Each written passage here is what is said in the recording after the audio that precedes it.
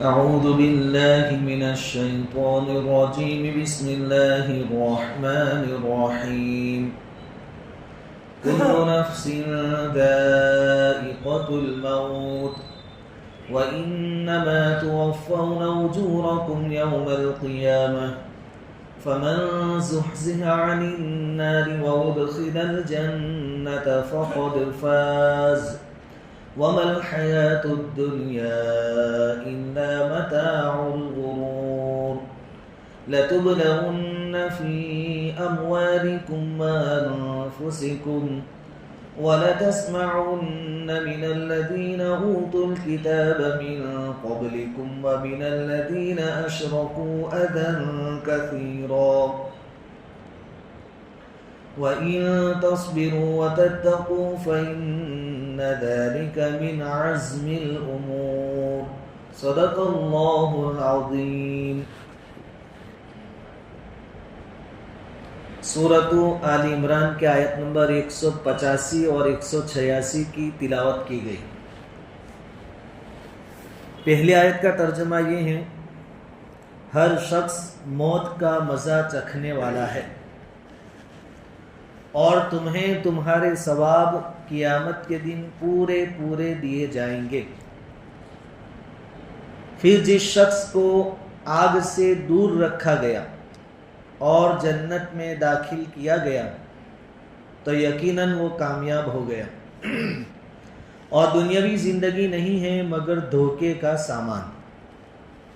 उसके बाद वाली आयत का तर्जमा, तुम्हें तुम्हारे मालों में और तुम्हारे नफ्सों में ज़रूर आजमाया जाएगा और उन लोगों की तरफ से जिनको तुमसे पहले किताब दी गई और मुशरिकीन की तरफ से बहुत सी ईज़ाएँ पहुँचाने वाली चीज़ें ज़रूर सुनोगे और अगर सब्र करोगे और मुत्तकी रहोगे तो यकीनन ये ताकीदी उमूर में से हैं या ये हिम्मत के कामों में से हैं.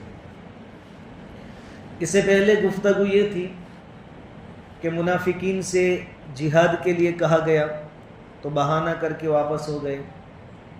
इसी तरह अल्लाह के रास्ते में माल खर्च करने को कहा गया तो वहाँ उन्होंने बुखल से काम लिया. यहूद चूँकि अहले किताब थे, आसमानी किताब उनके पास थी एक ज़माने में, उनसे तकाजा किया गया, उन्होंने भी बुखल से काम लिया और अपनी हद धर्मी पर बाकी रहे. हुजूर की बात को नहीं माना, कुरान की बातों को नहीं माना. अल्लाह रब्बुल इज़्ज़त फरमाते हैं कि सब याद रख लो, मानने वाले भी और न मानने वाले भी, हर एक को मरना है. अल्फाज जो इस्तेमाल हुए हैं, कुल्लु नफ्सिन ज़ाइक़तुल मौत, मौत का मज़ा चखना है हर एक, और मौत बड़ी सख्त और कड़वी चीज़ है. नबी करीम सल्लल्लाहु अलैहि वसल्लम भी मौत के आसानी के लिए अल्लाह रब्बुल इज़्ज़त से दुआ फरमाते थे, अल्लाहुम्मा बारिक लना फिल मौत व फीमा बअदल मौत. बड़ी सख्त चीज़ है. ये एक ऐसा दरवाज़ा है कि उस दरवाज़े में से हर एक को दाखिल होना है, वहाँ से गुज़रना है. कोई नबी हो, कोई वली हो, कोई अच्छा हो, कोई बुरा हो, हर एक को मौत से पाला पड़ने वाला है. नबी करीम सल्लल्लाहु अलैहि वसल्लम के बारे में भी अल्लाह रब्बुल इज़्ज़त ने फरमाया, इन्नका मय्यितुन व इन्नहुम मय्यितुन, आपको भी मरना है और सबको मरना है. और हुजूर पर भी मौत आई. तफसीर की किताब में लिखा है कि जब हुजूर सल्लल्लाहु अलैहि वसल्लम इस दुनिया से रुखसत हो गए या आप इंतकाल फरमा गए, हज़रत अली रदी अल्लाह तआला अन्हु फरमाते हैं कि हम अहले बैत को यानी हुजूर के घर वालों को ऐसा महसूस हुआ कि कोई आ रहा है, लेकिन कोई नज़र नहीं आता था कि कौन है. एक आवाज़ आई, अस्सलामु अलैकुम व रहमतुल्लाह या अहलल बैत, ये अहले बैत तुम पर सलामती हो, अल्लाह की रहमत हो और उसकी बरकत हो, लेकिन कोई नज़र नहीं आता था. फिर क्या कहा, यह आयत पढ़ी, कुल्लु नफ्सिन ज़ाइक़तुल मौत, हर जानदार को मौत का मज़ा चखना है. फिर आगे फरमाया, वो जो आवाज़ आ रही थी उस आवाज़ में ये बात कही गई कि तुम जो भी अमल करोगे अल्लाह रब्बुल इज़्ज़त के पास उसका पूरा बदला तुमको मिल जाएगा. फिर आखिर में ये बात कही कि اصل محروم آدمی وہ ہے جو آخرت کے ثواب سے محروم کر دیا گیا، یعنی جس کا آخرت میں کوئی حصہ نہیں ہے۔ پھر آخر میں پھر السلام علیکم ورحمۃ اللہ یا اہل البیت۔ حضرت علی رضی اللہ تعالیٰ عنہ فرماتے ہیں کہ میرا ماننا یہ ہے کہ حضرت خضر علیہ السلام تھے، تعزیت کے لیے آئے تھے، تو تعزیت ایک سنت عمل ہے، ہمیں بھی تعزیت کے لیے جانا چاہیے۔ لگے ہاتھ ایک بات یہ بھی بتا دوں کہ ہمارے یہاں جو رواج چلتا ہے، صرف یہاں نہیں، عام طور پر کہ آدمی مر گیا، پھر وہاں کرسیاں رکھ دی جاتی ہے، ہفتے تک 10 دن تک آدمی روزانہ جا کر بیٹھتے ہیں، چائے پانی کی مجلسیں ہوتی ہے، ایران تران کی باتیں ہوتی ہے۔ یہ تعزیت نہیں ہے، صرف ایک مرتبہ آدمی جا سکتا ہے، ایک مرتبہ آپ جا کر آئے، پھر دوسری بار جانا ثابت نہیں ہے۔ خیر، تعزیت اس آیت میں بتلایا گیا کہ ہر ایک کو مرنا ہے۔ تفسیر مظہری میں بغوی کے حوالے سے ایک بات یہ لکھی ہے کہ حدیث میں آیا ہے کہ جب اللہ رب العزت نے آدم علیہ السلام کا پتلا بنایا، آپ کا جسم بنایا، تو زمین سے مٹی لی گئی تھی الگ الگ جگہ سے۔ جب آدم علیہ السلام تیار ہو گئے، آپ کے اندر روح پھونکی گئی اور ایک انسان بن کر سامنے آئے، تو زمین نے اللہ رب العزت سے شکوہ کیا، شکایت کی کہ میرا ایک حصہ لیا گیا ہے، کچھ ٹکڑا میرا لیا گیا ہے، اس کا کیا؟ اللہ رب العزت نے وعدہ کیا تھا کہ جو کچھ لیا گیا تجھی کے اندر لوٹا دیا جائے گا۔ تو جو بھی انسان آدم علیہ السلام کی سب نسل ہے، پیدا ہوتا ہے، تو چونکہ ہماری جو اصل ہے اس میں زمین کا استعمال ہوا ہے، تو اس کے ضمن میں علماء فرماتے ہیں کہ جس کے حصے میں جہاں کی مٹی آئی وہاں وہ مرے گا، وہاں دفن ہوگا۔ تو زمین جو لی گئی تھی جتنا حصہ وہ اسی کے اندر واپس لوٹا دیا جائے گا۔ خیر، یہ حقیقت ہر ایک کو سمجھنی ہے کہ ہر ایک کو مرنا ہے، موت کا ذائقہ اور اس کا مزہ چکھنا ہے۔ آگے اللہ رب العزت فرماتے ہیں وَإِنَّمَا تُوَفَّوْنَ أُجُورَكُمْ يَوْمَ الْقِيَامَةِ، قیامت کے دن تم کو پورا پورا بدلہ دیا جائے گا۔ نیکی کی ہے تو پورا پورا بدلہ، برائیاں کی ہے تو اس کا بھی پورا پورا بدلہ۔ پورا پورا بدلہ دنیا میں ملنا ممکن نہیں ہے، آخرت میں ملے گا۔ اب ایمان والوں کو اس میں ایک تسلی کی بات یہ ہے کہ دنیا میں کوئی نہیں مانتا ہے اللہ کو، اس کے رسول کو، دین اسلام کو، تو تم پریشان مت ہو، وقت آئے گا ان کا انجام جو ہونا ہے وہ ہوگا، تمہیں زیادہ پریشان ہونے کی ضرورت نہیں ہے۔ خیر، پورا پورا بدلہ دیا جائے گا، تو بدلے میں ریزلٹ کیا آئے گا؟ فَمَنْ زُحْزِحَ عَنِ النَّارِ وَأُدْخِلَ الْجَنَّةَ فَقَدْ فَازَ، جو شخص آگ سے یعنی جہنم سے قیامت کے دن بچا لیا گیا اور جنت میں داخل کر دیا گیا، سمجھو وہ پورا کامیاب ہو گیا۔ پوری کامیابی یہ ہے کہ آدمی جہنم سے بچا لیا جاوے اور جنت میں داخل کر دیا جاوے، تو ہم کہیں گے کہ اس کا ریزلٹ پورا پورا آ گیا کہ یہ کامیاب ہو گیا۔ ابھی جو کچھ برائیوں پر وقتی طور پر سزا مل جاوے یہ پورا بدلہ نہیں ہے، اور نیکیوں پر کچھ اللہ کی طرف سے نعمتیں مل جاوے یہ پورا بدلہ نہیں ہے۔ پورا ریزلٹ تب کہا جائے گا جب ہاتھ میں جنت کا سرٹیفکیٹ دیا جائے گا۔ اس میں ایک بات یہ کہ جنت مانگی جانے والی چیز ہے، مانگنی چاہیے۔ حضور صلی اللہ علیہ وسلم بھی جنت کے حصول کے لیے اللہ رب العزت سے دعا فرماتے تھے اور ہم کو سکھائی، اللہم انی اسألک الجنہ، یا اللہ میں آپ سے جنت کا سوال کرتا ہوں، وَأَعُوذُ بِكَ مِنَ النَّارِ، اور جہنم سے آپ کی پناہ چاہتا ہوں۔ رمضان کا مہینہ آ رہا ہے، اس دعا کو زیادہ سے زیادہ ہم پڑھیں۔ ایک اور روایت ہے، حضور صلی اللہ علیہ وسلم نے فرمایا کہ جب اللہ سے مانگو تو جنت الفردوس مانگو، یہ سب سے اعلیٰ کوالٹی کی جنت ہے، اس کی دعا بھی سکھائی، اللہم انی اسألک جنتک الفردوس وَأَعُوذُ بِكَ مِن سَخَطِكَ وَغَضَبِكَ وَالنَّارِ۔ تو ان دعاؤں کا ہم ورد کریں۔ بعض جو صوفی قسم کے لوگ گزرے ہیں جو یوں کہتے تھے یا کہتے ہوں کہ ہمیں نہ جنت کی امید نہ جہنم کا خوف، ان کی یہ بات غلط ہی اس آیت سے ثابت ہوتا ہے، کیونکہ اگر جنت کی امید نہیں ہے، آدمی جنت میں داخل نہیں ہوگا تو کامیاب کیسے ہو سکتا ہے؟ جنت سے باہر رہ کر کون سی کامیابی حاصل کر سکتا ہے آدمی؟ اصل کامیابی تو یہی ہے. قرآن کہتا ہے کہ جو جنت میں داخل کر دیا گیا وہ کامیاب ہو. تو ان کا یہ کہنا کہ ہمیں نہ جنت کا شوق نہ جہنم کا ڈر، یہ غلط ہے. حضور نے خود جنت مانگی ہے اور جنت میں جائے گا تو کامیاب ہوا ایسا کہا جائے گا. اس لیے جنت کا سوال اللہ رب العزت سے ضرور کرنا چاہیے اور بار بار کرنا چاہیے. آگے اللہ رب العزت فرماتے ہیں وَمَا الْحَيَاةُ الدُّنْيَا إِلَّا مَتَاعُ الْغُرُورِ، اور دنیاوی زندگی دھوکے کا سامان ہے، اس سے بڑھ کر کچھ نہیں. کہ ظاہر میں اتنا اچھا نظر آتا ہے، ٹیپ ٹاپ والا نظر آتا ہے کہ آدمی بہت سی مرتبہ اس میں کیا ہو جاتا ہے، دھوکہ کھا جاتا ہے. دھوکہ چمک دمک دیکھ کر یا پیکنگ دیکھ کر. چائنا کی چیزیں بورڈ لکھے ہوئے ہوتے ہیں کہ چائنا کے اس دور میں گارنٹی کی امید نہ رکھے، تو ابھی پیکنگ اتنا عمدہ اور ظاہر شکل و شکل اتنی اچھی ہوتی ہے کہ آدمی پیسوں سے خرید کر. ابھی الحمدللہ عمرہ کی سعادت حاصل ہوئی، عمرے میں گئے تو شہر کون سا؟ مکۃ المکرمہ. مارکیٹ میں گئے، ہر ایک کی چاہت ہوتی کہ بھائی اپنے بھائی بہنوں کے لیے، اپنے گھر والوں کے لیے کچھ ہدیہ. تو مختلف چیزیں خریدی، عطر کی بوتل، مہندی جو عورتیں لگاتی ہے وہ، اسی طرح ابو فاس جو وہاں کی مشہور ہے وہ، چھوٹی چھوٹی بوتلیں خریدی تاکہ زیادہ خرید کر زیادہ لوگوں کو دے سکے. پیکنگ میں تھا سب پورا، 10 درہم، 10 ریال، 15 ریال، یہ سب پیکنگ تھا. اٹھا کے لائے اور رشتہ داروں کو، بھائی بہنوں میں تقسیم کیا. دل میں بھی بہت اچھا لگتا رہا کہ چلو اس بار کچھ ہدیہ لائے. سب بہت خوش ہو گئے، ہدیہ دیا مفتی صاحب نے. پھر ایک ایک کر کے فون آیا سب کا کہ آپ نے جو دیا تھا، عطر کی بوتل تو بالکل خالی تھی، اندر کچھ بھی نہیں تھا.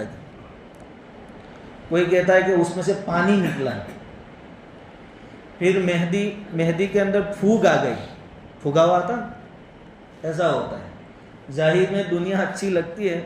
ہم مکہ سے لائے یہ سمجھ کر کہ اوریجنل چیزیں ہوگی، اصلی چیزیں ہوگی، برکتی چیزیں، لیکن وہاں بھی پھر ایسا چلتا ہے سب. تو اللہ تعالیٰ فرماتے کہ دنیا بھی ایسی ہے، کبھی عورتیں اچھی لگتی ہے، کبھی مال و دولت اچھا لگتا ہے، لیکن یہ صرف ظاہری ٹپ ٹاپ ہے، اندر کوئی حقیقت نہیں ہے. کیونکہ ہر ایک کو فنا ہونا ہے، اور جو چیز فنا ہو جائے پھر اس میں کیا خوبی. اس لیے اللہ رب العزت فرماتے ہیں کہ اس دھوکے کے سامان میں، دھوکے میں مت آ جانا. اصل کامیاب آدمی وہ ہو سکتا ہے جو آخرت کو سامنے رکھے اور اس آیت کو یاد رکھے کہ کتنا بھی حاصل کر لوں اور کتنا بھی اچھا نظر آوے، لیکن ایک دن مرنا ہے، اور ریزلٹ تو تب آئے گا جب ہاتھ میں جنت کا سرٹیفکیٹ ہوگا. باقی یہاں جو کچھ جمع کروں گا، کتنا بھی اچھے سے اچھا نظر آوے، لیکن یہ کوئی کامیابی نہیں ہے. اصل کامیابی وہ ہے. تو اللہ رب العزت اس آیت کریمہ میں فرماتے ہیں کہ اصل کامیابی کو سامنے رکھو اور دنیاوی ٹپ ٹاپ اور چمک دمک سے دھوکے میں مت آنا.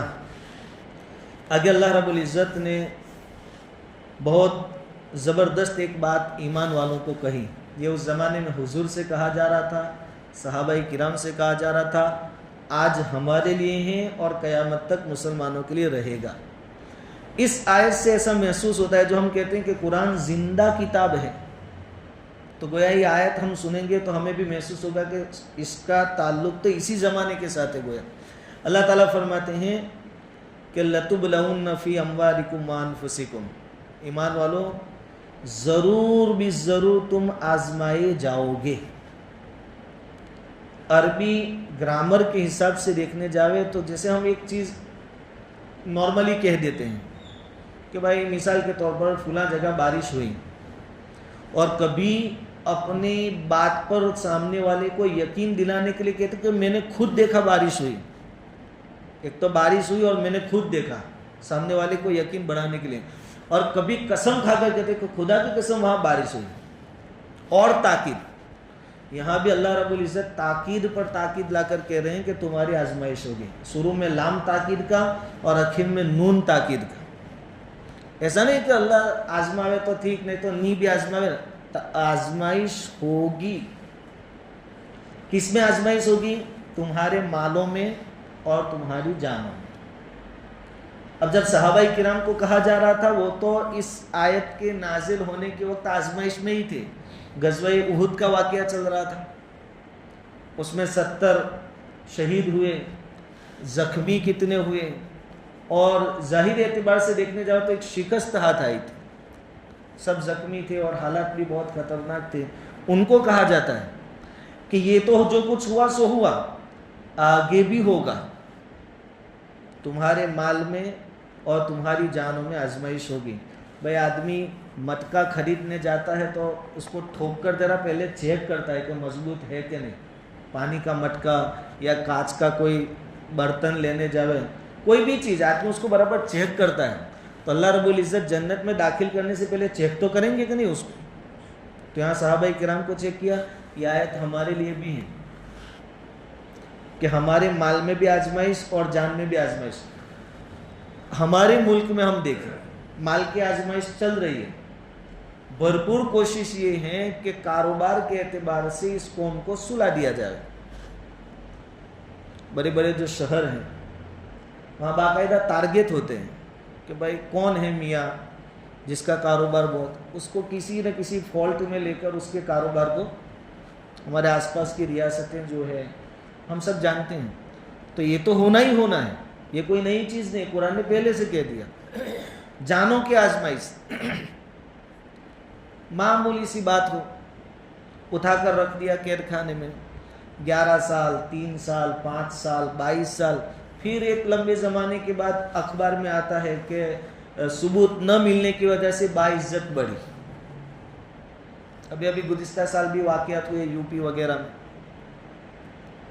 کہ بھائی بلاತ್ಕಾರ کا آروپ لگا، اور محکمہ جو ہے پولیس وہ تو بالکل تیار رہتے ہیں، نام دیکھ کر کام ہو جاتا ہے، تو بلڈوزر بھی آیا، مکان بھی گرا دیا، پوری فیملی کو جیل میں بھی ڈال دیا۔ 3 سال کے بعد عورت کہتی ہے کہ اس کا کوئی قصور نہیں تھا، اس نے کوئی جرم نہیں کیا، اب اس کو باعزت بری کر رہا۔ یہ ہم اپنی زبان میں کہیں تو آرتھک طور پر ہماری قوم کو سلانے کی کوشش، کہ اگر آرتھک طور پر کاروبار کے طور پر اگر یہ سو گئے تو پھر ان کا کیا سب بھیک منگے جیسے ہو جائیں گے۔ یہ ہونا ہی ہونا ہے، اللہ تعالیٰ نے پہلے سے کہہ دیا ہے اور یہ ہو رہا ہے۔ تو اب تو لگتا ہے کہ آیتیں زندہ ہے، ابھی ہم سے بات کر رہی ہیں کہ آزمائش ہوگی، یہ صرف صحابہ کرام کے لیے نہیں تھا۔ اللہ تعالیٰ فرماتے ہیں تمہارے مال میں تمہاری جان میں ضرور تمہاری آزمائش ہوگی۔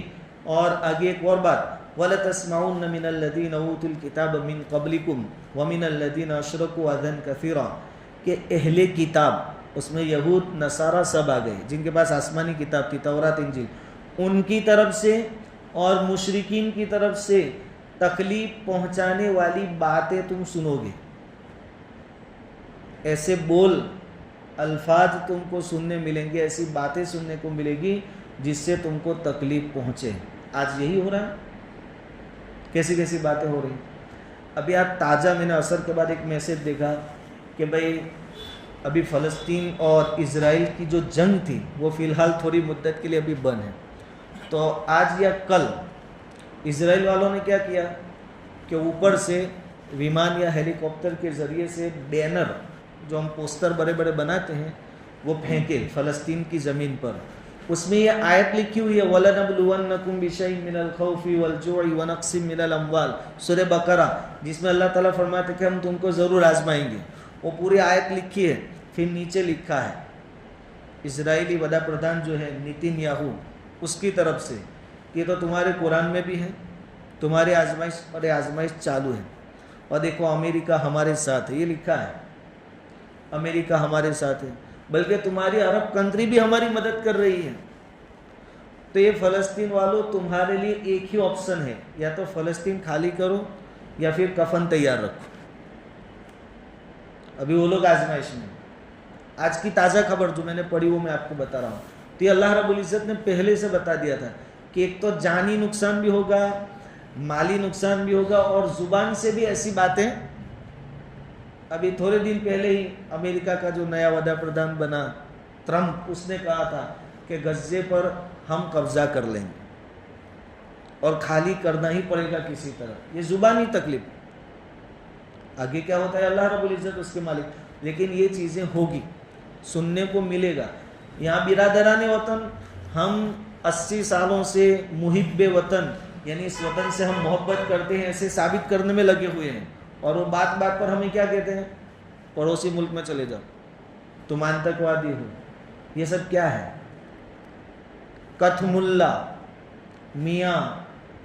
حالانکہ میاں کا لفظ تو مالک کے لیے بولا جاتا ہے, یہ تو عزت والا لفظ ہے, لیکن ان کو ترجمہ پتہ نہیں ہوتا تو وہ میاں کو بھی بدنامی کے طور پر استعمال کرتے. تو یہ باتیں ہمیشہ ہوتی رہے گی, یہ باتیں ہمیشہ ہوتی رہے گی. تم کو کیا کرنا ہے؟ وَإِن تَصْبِرُوا, اگر تم صبر کرو گے. اب اس کا علاج بھی بتا دیا, وَإِن تَصْبِرُوا, ان ساری چیزوں کے مقابلے میں تم صبر کرتے رہو گے. وَتَتَّقُوا, اور تقوی اختیار کرو گے, اللہ سے ڈر کر زندگی گزارو گے, یعنی 100% دینداری والی زندگی ہوگی. فَإِنَّ ذَلِكَ مِنْ عَزْمِ الْأُمُورِ, اللہ تعالیٰ فرماتے کہ یہ جگر کلیجی کی بات ہوگی. اتنی ساری مصیبتیں برداشت کر کے اسلام پر جمے رہنا, تقوی والی زندگی گزارنا, یہ ہمت کے کاموں میں سے ہے, اور اس کا بدلہ بھی اتنا بڑا ہی آپ کو ملے گا قیامت کے دن. تو ہمارے لیے یہ ہے تصبرو, صبر کرنا, وتتقو, تقوی کے ساتھ زندگی گزارنا. ابھی ہماری پوزیشن کیا ہے کہ صبر ہم کر تو رہے ہیں, لیکن اس کے علاوہ کوئی آپشن ہی ہمارے پاس نہیں ہے. مجبوری کا نام مہاتما گاندھی ہے, کچھ اور کرنا چاہے تو ابھی کر سکتے ہیں, اس لیے وہ صبر کرو صبر کرو. اور اس کے ساتھ جو دوسری چیز چاہیے وتتقو, وہ نہ ہونے کے درجے میں. تقوی کہاں ہے؟ تقوی کہاں ہے؟ وہاں تو صحابہ کرام کے پاس تقوی تھا, تو بعد میں پورا میدان اللہ تعالیٰ نے ان کے حوالے کر دیا. یہاں تقوی نہیں ہے, 1.5-2 صدی گزر گئی اس پوزیشن میں. دنیا لیول پر, ورلڈ لیول پر مسلمان ذلت اور رسوائی کا سامنا کر رہے ہیں, لیکن ریزلٹ کچھ بدلتا, کیونکہ وتتقو نہیں ہے, ہائی واویلے ہیں, شکوہ شکایت ہے. اب ایک سوال یہ ہوتا ہے کہ یہ جو آیت کریمہ, بخاری شریف کی ایک روایت سے بھی معلوم ہوتا ہے کہ یہ جو آیت ہے لَتُبْلَوُنَّ فِي أَمْوَالِكُمْ وَأَنفُسِكُمْ, آزمائش ہوگی اور صبر کرو وغیرہ, تو بخاری شریف کی ایک روایت سے معلوم ہوتا ہے کہ یہ آیت غزوہ بدر سے پہلے نازل ہوئی. کیونکہ یہاں سوال ہو سکتا ہے کہ جب صبر کا کہا اللہ تعالیٰ نے کہ صبر کرنا, تقوی اختیار کرنا, تو پھر بدر میں مقابلہ کیوں کیا مسلمانوں نے؟ جیسے مکی زندگی میں صرف برداشت کیا, مدینہ میں بھی برداشت کر لیتے, پھر یہاں تلوار کیوں اٹھائی مقابلے کے لیے؟ تو بخاری شریف کی روایت سے معلوم ہوتا ہے کہ یہ آیت غزوہ بدر سے پہلے کی ہے. وہاں تک تو مسلمانوں نے تلوار اٹھائی نہیں تھی, اپنا دفاع بھی نہیں کرتے تھے, صرف صبر سے کام لیتے تھے. اور یہ حکم جہاں اسلام کا زور نہ ہو وہاں آج بھی ہے. ہمارے اس ملک کے بارے میں بھی علماء کیا کہتے ہیں کہ ہم مکی دور سے گزر رہے ہیں, اور مکی دور میں کیا تھا؟ صبر ہی صبر تھا, صبر ہی صبر تھا. سامنے مقابلہ کرنا تو دور, بدلہ لینا بھی دور کی بات, آدمی آواز بھی اٹھا سکتا نہیں تھا. تو کہا کہ ہم مکی دور سے گزرے, ابھی ہم صبر کریں, تقوی اختیار کریں. وَتِلْكَ الْأَيَّامُ نُدَاوِلُهَا بَيْنَ النَّاسِ, یہ جو حکومتیں بدلتی ہے, دین بدلتے ہیں, اللہ تعالیٰ فرماتے کہ تو ہمارا سسٹم ہے, ہم بدلتے رہیں گے. 600 سال تک ہماری بھی حکومت رہی, اب نہیں ہے, پھر جب اللہ تعالیٰ چاہیں گے آ جائے گی. لیکن فی الحال صبر ہے اور تقوی اپنی زندگی میں لانا ہے. رمضان کا مقصد بھی, روزوں کا مقصد بھی اللہ تعالیٰ نے کیا فرمایا؟ لعلکم تتقون. اعتکاف کے بارے میں بھی فرمایا لعلکم تتقون, تقوی. تو تقوی کی کمی ہے امت کے اندر, اس لیے شاید اللہ رب العزت کی مدد بھی رکی ہوئی ہے. خیر, اس آیت کا پس منظر کی کیوں نازل ہوئی, اس کے بارے میں مختلف اقوال ہے. ایک قول یہ ہے, جیسے گزشتہ ہم نے سنا تھا کہ ایک آیت قرآن کریم میں نازل ہوئی, من ذا الذی یقرض اللہ قرضا حسنا, کہ کون ہے جو اللہ تعالیٰ کو قرض دے, یعنی اللہ کے راستے میں خرچ کرے, اللہ تعالیٰ اس کو نفع کے ساتھ لوٹا دیں گے. اللہ کو قرض نہیں چاہیے تھا, ہمارے نفع کے لیے, آزمائش کے لیے. تو یہودی نے اللہ کی شان میں گستاخی کی تھی, کہا کہ لو اللہ فقیر ہے کہ ہم سے مانگتا ہے. تو صدیق اکبر رضی اللہ تعالیٰ عنہ نے ایک تھپڑ اس کو مار دیا تھا. حضرت ابوبکر صدیق رضی اللہ تعالیٰ عنہ نے اس کو ایک, تو اس پر اللہ رب العزت نے آیت کریمہ نازل فرمائی کہ ابھی تو اتنا سنتے ہو, ممکن ہے آگے اور سننا پڑے, بہت تیش میں مت آ جاؤ, صبر سے کام لو, صبر سے کام لو. یہ جو ہاتھ اٹھا دیا اس طریقے سے نہیں, صبر سے کام لو. اور ایک اور بیک گراؤنڈ جس کو ہم نے آگے سنا بھی تھا کہ مدینہ کے اندر ایک یہودی تھا کعب بن اشرف، بڑا آدمی تھا، تاجر تھا، خوبصورت تھا، وہ شاعر بھی تھا، شاعری بھی بولتا تھا۔ اس نے جب دیکھا کہ غزوہ بدر میں مشرکین کے بڑے بڑے سردار مارے گئے بدر میں، تو یہ لڑائی پوری ہونے کے بعد مکہ گیا مدینہ سے، اور مکہ کے مشرکین کو ابھارا مسلمانوں کے خلاف۔ یہ بھی روایت میں آیا ہے کہ مشرکین نے پوچھا کہ اسلام سچا مذہب ہے یا ہمارا؟ یہ تو اہل کتاب میں سے تھا، اس کو معلوم ہے کہ اسلام سچا مذہب ہے، تو بھی اس نے جواب دیا کہ تم برابر ہو، اور ان کو ابھارا کہ تم آؤ، ہم مال خرچ کریں گے تمہارے اوپر، مسلمانوں سے بدلہ لو۔ ادھر اللہ کے نبی صلی اللہ علیہ وسلم کو معلوم ہوا، اور وہ شعر شاعری میں بھی اللہ اور اس کے رسول کی شان میں گستاخی کیا کرتا تھا۔ ادھر حضرت حسان بن ثابت رضی اللہ تعالیٰ عنہ جو شاعر اسلام ہیں، اللہ کے نبی نے ان سے حکم دیا تھا کہ تم شاعری میں ان کا جواب دو، تو پھر انہوں نے ان کا مذاق اڑایا اور حضور کی شان بیان کی، لیکن پھر اس کی طرف سے تکلیفیں بڑھتی گئی، تو حضور صلی اللہ علیہ وسلم نے اپنے صحابہ سے ایک دن فرمایا کہ دیکھو یہ کعب بن اشرف نے اللہ اور اس کے رسول کو بہت دکھ پہنچایا ہے، اور بڑی بات اس نے یہ کی کہ مشرکین کو ہمارے خلاف ابھارا ہے، ایک طاقت اس نے دی ہے مشرکین کو، تو کوئی ہے جو اس کا کام تمام کر دے۔ تو حضرت محمد بن مسلمہ رضی اللہ تعالیٰ عنہ ایک صحابی ہیں، انہوں نے کہا کہ حضور میں تیار ہوں۔ یہ محمد بن مسلمہ جو ہے وہ کعب بن اشرف کے بھانجے ہوتے تھے، یہ مسلمان تھے، صحابی تھے، کہا کہ میں کام تمام کر دوں گا۔ حضور صلی اللہ علیہ وسلم نے خوش ہوئے اور کہا کہ جاؤ اللہ تمہاری مدد کرے تم کام، لیکن کام بڑا تھا اور اس طرح کرنا تھا کہ کسی کو پتہ نہ چلے، کیونکہ معاہدہ بھی تھا ساتھ میں، صلح چل رہی تھی، تو انہوں نے ذمہ داری تو لے لی، لیکن پھر کھانا پینا بالکل کم ہو گیا ان کا، ٹینشن میں کہ یہ کام کروں گا کیسے، ذمہ داری تو میں نے لے لی۔ 3 دن سے بہت کم کھاتے تھے، آدمی زندہ رہ سکے اتنا بس۔ حضور صلی اللہ علیہ وسلم سے کسی نے کہا کہ اس طرح انہوں نے کھانا پینا چھوڑ دیا ہے۔ حضور نے ان کو بلایا، کہا کیا بات ہے؟ کہا کہ حضور ذمہ داری لے تو لی ہے، لیکن اب ڈر لگتا ہے کہ میں اس کو پورا کر پاؤں گا یا نہیں کر پاؤں گا۔ حضور نے فرمایا کہ اللہ تمہاری مدد کریں گے، تم سعد بن معاذ رضی اللہ تعالیٰ عنہ سے مشورہ کرو کہ یہ کام کیسے کرنا ہے، کیونکہ اس کی زبان بند کرنا ضروری تھا۔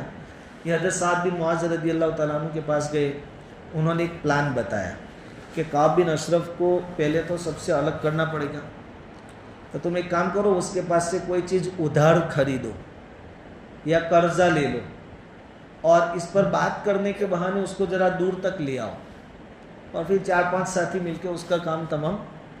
تو ادھر 6-7 صحابہ کرام کی ٹیم تیار ہوئی۔ محمد بن مسلمہ نے کہا کہ میں کسی طرح کعب بن اشرف کو لے آؤں گا، اور پھر ہم یہ 6-7 صحابہ کرام وہاں گئے۔ ان کے اندر ایک تھے ابو نائلہ رضی اللہ تعالی عنہ، یہ کعب بن اشرف کے رضائی بھائی تھے، یعنی ایک ہی عورت سے دونوں نے دودھ پیا تھا بچپن میں، تو کہا کہ وہ تو میرا بھائی ہے، میری بات زیادہ مانے گا۔ تو وہ وہاں گئے، کعب بن اشرف سے اکیلے میں ملے، کہا کہ ایک بات کہہ رہا ہوں لیکن کسی کو بتانا مت۔ اچھا، یہ جو 6-7 صحابہ کرام گئے، جانے سے پہلے انہوں نے حضور سے اجازت لی کہ حضور ایک چیز کی ہمیں اجازت دو کہ اگر وہاں جا کر ہمیں آپ کے خلاف کچھ بولنا پڑے تو ہم گنہگار تو نہیں ہوں گے نا، کیونکہ اس کو یہ بھی تو یقین دلانا ہے کہ ہم آپ کی جماعت کے آدمی نہیں ہیں، ہم اندر سے آپ کے ویرودھی ہیں، دشمن ہیں۔ حضور نے کہا کہ تمہاری کوئی پکڑ نہیں ہوگی، گناہ نہیں ہوگا، اجازت ہے، کیونکہ کام کرنا تھا۔ گئے، ملاقات کی اور کہا کہ دیکھو ایک بات بتاتے ہیں، کسی سے بتانا مت، یار ہم تو یہ محمد کی بات مان کر پھنس گئے، کبھی کہتے ہیں کہ جان کی قربانی دو، کبھی مال مانگ رہے ہیں، ہم کو تو کنگال کر دیا، اب تو بیوی بچوں کا گزران مشکل ہو گیا ہے، تھوڑے دن ہوتے ہیں مال مانگ رہے ہیں۔ تو کعب بن اشرف کہنے لگا دیکھو میں نے پہلے سے ہی تم کو کہا تھا کہ آدمی کوئی سچا رسول اور نبی نہیں ہے، یہ اپنی حکومت چاہتا ہے اور تم کو پریشان کر دے گا، دیکھو اب تو تمہاری سمجھ میں بات آ گئی نا۔ کہا کیا آ گئی؟ بولو کیا کام ہے، کیوں آئے ہیں؟ کہا کہ بھائی ہمیں سامان چاہیے، اناج غلہ وغیرہ۔ کہا لے جاؤ، لیکن ایک بات ہے کہ ہمارے پاس ابھی پیسے نہیں ہیں، کوئی وعدہ ہم کر دیتے ہیں کہ اتنی مدت میں آپ کو لوٹا دیں گے پیسے آپ کے. کہا ٹھیک ہے ادھر دوں گا لیکن رہن کے طور پہ کوئی چیز رکھ کے جاؤ گروی, تاکہ مجھے بھی یقین رہے کہ میرا مال ضائع نہیں ہوگا, پیسے آئیں گے واپس. تو کعب بن اشرف نے کیا کہا کہ تمہاری اولاد میرے پاس گروی رکھ دو, بچے تھے. تو صحابہ گئے تھے, انہوں نے کہا کہ یار اولاد کیسے گروی رکھ سکتے ہیں, یہ بڑے ہوں گے, لوگ ان کو تانا دیں گے کہ اس کے باپ نے 5 کلو کھان کے لیے اس کو گروی رکھ دیا تھا, اتنے غلے کے لیے اناج کے لیے اس کو گروی رکھ دیا تھا, ان کے لیے بھی شرم کا باعث بنے گا, ہمارے لیے بھی. بچے تو ہم گروی نہیں رکھ سکتے. کہا تمہاری عورتیں میرے پاس گروی رکھ دو. وہ یہودیوں کہہ رہا ہے کعب بن اشرف. تو یہ کہتے ہیں کہ تو ایک تو مدینہ میں سب سے زیادہ خوبصورت آدمی ہے اور ہم اپنی عورتیں تیرے پاس رکھی ہے, یہ تو کیسے ہو سکتا ہے. ایک کام کر, ہم اپنے ہتھیار تیرے پاس رکھ دیتے, اور اس زمانے میں ہتھیار بڑے قیمتی ہوتے تھے کیونکہ ایسی لڑائیاں چلتی رہتی تھی. تو ہم اپنے کچھ ہتھیار, تو اس کو بھی یقین آ گیا کہ ہاں ہتھیار بڑی چیز ہے, اور اگر میری رقم واپس نہیں ملے گی تو میں ہتھیار لے لوں گا, میرے کام آئیں گے, یا بیچ کر اپنی قیمت وصول کر لوں گا. یہ چیزیں جو گروی رکھی جاتی اسی لیے رکھی جاتی کہ اپنی رقم اگر ڈوب جائے تو ہم اپنا حصہ وصول کر سکے اس کو بیچ کر, اور اوپر کچھ بڑھتا ہو تو اس کو واپس کر دے سامنے والے کو. تو پھر معاملہ طے ہوا اور کہا کہ دیکھو رات کو ہم آئیں گے ہتھیار لے کر, کوئی دیکھے نہیں, مسلمان ہم کو نہ دیکھے. صحابہ یوں کہہ رہے ہیں کہ اگر مسلمان دیکھ لیں گے تو ہمارا باندھا پھوٹ جائے گا کہ ہم سب دشمن ہیں, ہم سب ایک ہیں. تو پھر رات کو طے ہوا جانا, اور ہتھیار تو دینے ہی تھے, اس بہانے سے ہتھیار لے گئے, ویسے نہیں لے جا سکتے تھے, تو یہ لے گئے. اور پھر صحابہ کرام نے آپس میں مشورہ کیا. محمد بن مسلمہ, ابو وائلہ یا نائلہ, ابو نائلہ, انہوں نے کہا کہ دیکھو مجھے تو بھائی ہے تو میری بات تو مانے گا, تو میں اس کو آواز دوں گا کہ جب وہ آئے گا قریب, میں باتوں میں اس کو مشغول کروں گا اور کہوں گا میرے ساتھ یہ سب ساتھی بھی ہے, باغی لوگ, ایک جماعت ہے ہماری. پھر میں کسی طرح اس کے سر کے بال پکڑوں گا, جب تم دیکھو کہ برابر میری پکڑ میں آ گیا ہے تو تم کام تمام. اور ہتھیار تو ہاتھ میں لے کر ہی آئے تھے دینے کی نیت سے, بہانے سے. انہوں نے آواز دی, یہ سویا ہوا تھا اس کی بیوی کے ساتھ, تو چادر اوڑھ کر چلنے لگا. اوپر سے 2 منزلہ گھر ہوگا, اوپر تھا. تو اس کی بیوی کہنے لگی کہ آپ ایک لڑاکو آدمی ہیں اور آدھی رات کو اس طریقے سے آپ کا نیچے جانا مناسب نہیں ہے. جو بھی کام ہو اوپر بالکنی میں سے کہہ دو کہ بھائی کل کریں گے دن کے اجالے میں, آپ کی جان کو خطرہ ہو سکتا ہے, مجھے کچھ گڑبڑ لگ رہی ہے. بیوی یوں کہہ رہی تھی. اب یہ تھوڑا شیخی باز آدمی بھی تھا, اپنی بڑائی بیان کرنے والا, کہ دیکھو نیچے ایک تو میرا بھانجا ہے محمد بن مسلمہ, اور وہ جو دوسرا ہے وہ میرا رضائی بھائی ہے, اور میں شریف آدمی, بہادر آدمی, اور شریفوں کو تو کوئی آدھی رات کو بھی مدد کے لیے بلاویں تو شریف کبھی منع کرتے نہیں ہیں. یہ کہہ کر وہ بھائی نیچے اترا اور چادر اوڑھ کر آ گیا. یہ محمد بن مسلمہ اور دوسرے جو صحابہ تھے اس کے ساتھ بات کرتے کرتے کہ چلو تھوڑا ٹہلتے ہیں وہاں تک اور باتیں بھی کریں گے. کہا ٹھیک ہے. تو اس کی چادر میں سے خوشبو آ رہی تھی, خوشبو کا بہت شوقین آدمی ہوگا. تو محمد بن مسلمہ نے یا ابو وائلہ نے کہا کہ بہت اچھی خوشبو آ رہی ہے, ایسی خوشبو تو کبھی نہیں سونگھی. تو پھر شیخی باز آدمی ہوتا ہے, وہ ہر چیز میں اپنی تعریف کرتا ہے. کہا کہ عرب میں سب سے زیادہ خوشبو لگانے والی جو عورت تھی اس سے میرا نکاح ہوا ہے.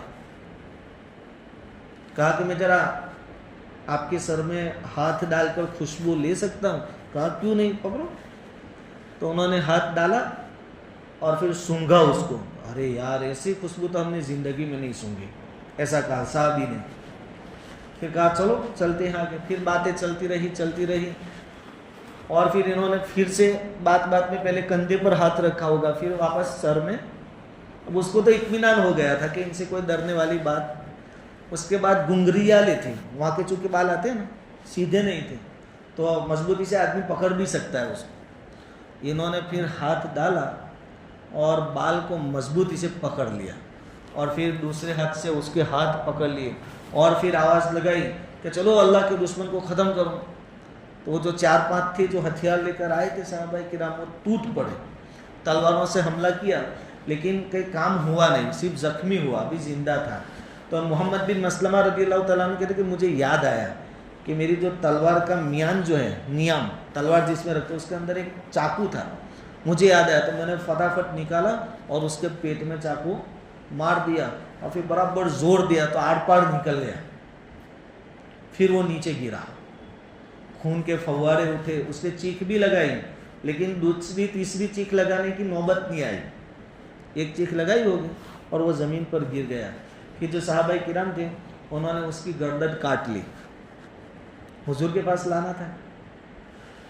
اچھا حدیث میں یہ بھی ہے کہ جب یہ لوگ رات کو جا رہے تھے تو حضور صلی اللہ علیہ وسلم جو قبرستان ہے بقیع غرقد وہاں تک ان کو روانہ کرنے گئے تھے کیونکہ اس سے بہت نقصان ہو رہا تھا اور زیادہ تکلیف ہو رہی تھی.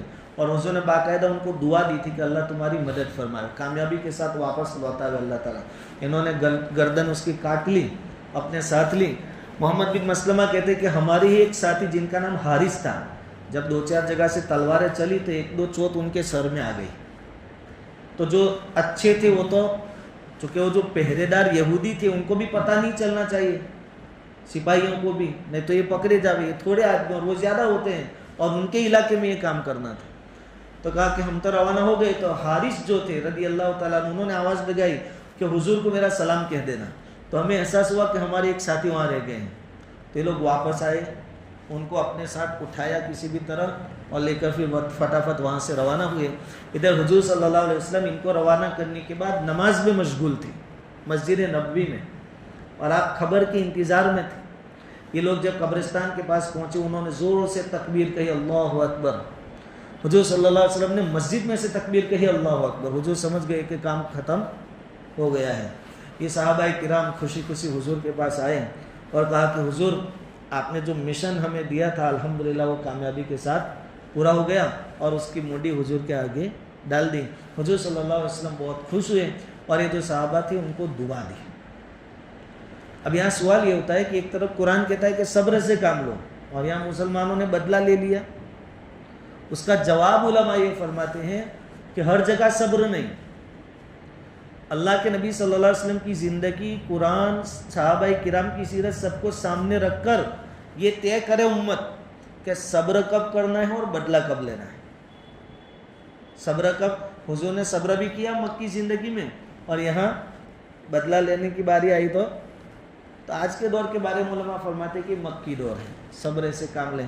انشاءاللہ اللہ رب العزت کبھی نہ کبھی برادران وطن کے دلوں میں محبت، بھائی چارگی کی ہوائیں واپس چلائیں گے. یہ اللہ کی طرف سے جو بھی سسٹم کام کرنا ہوگا وہ اپنی جگہ پر کرے گا. خیر، یہ 2 آیتیں ہیں. پوری بات کا خلاصہ یہ کہ مانے تو بھی اور نہ مانے تو بھی ہر ایک کو مرنا ہے. اور اس کے بعد والی جو آیت تھی اس میں رہتی دنیا تک تمام ایمان والوں کے لیے بات بتا دی گئی کہ آزمائش ہوگی اور ہوگی.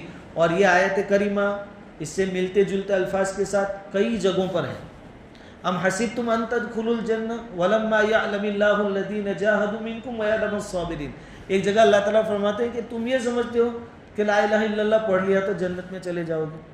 ابھی پہلوں کی جیسے آزمائش ہوئی تمہاری ہوئی نہیں ہے. ہم سے کہہ رہے ہیں اللہ تعالیٰ احسب الناس ان یترکوا ان یقولوا آمنا وهم لا یفتنون. 20ویں پارے میں اللہ تعالیٰ فرماتے ہیں کہ لوگ یوں سمجھتے ہیں کہ لا الہ الا اللہ پڑھ لیا تو اب ان کے آزمائش نہیں ہوگی، بلکہ آزمائش ہوگی. ایمان والوں کی آزمائش زیادہ ہوتی ہے. اللہ تعالیٰ ذرا تھوک بجا کے چیک تو کریں گے نا. تو آج کے حالات کیسے بھی ہوں ایمان پر جمے رہنا ہے، بزدلی نہیں دکھانی، صبر کے ساتھ، حکمت مصلحت کے ساتھ. اور خاص چیز ہے تقویٰ. یہ تقویٰ اگر امت کے اندر ہوگا تو انشاءاللہ اللہ تعالیٰ کی مدد شامل حال ہوگی. اللہ رب العزت کئی سنی باتوں پر عمل کی توفیق عطا فرمائے.